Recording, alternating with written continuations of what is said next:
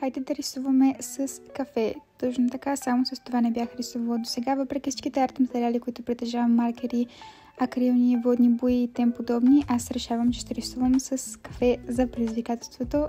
И за да ви покажа за пореден път, че не са ви нужни скъпи арт материали, за да правите готино изкуство.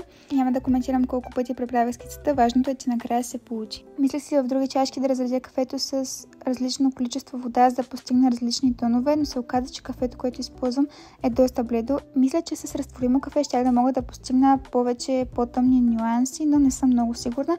И в крайна сметка важното е, че кафето прави много готини ефекти, когато засъхне. Малко се едно си разляде кафето върху скицата, но в позитивен смисъл изглежда доста артистично. Подчертах контурите с кафяв молив и добавих малко тънкописец, който не снимам, защото буквално си забивам лицето в листа. Искам в следващото видео да преправям ваши рисунки или просто да ги рисувам в моя стил, така че пращате ми в Instagram и оценете картинката от Нудест в коментарите.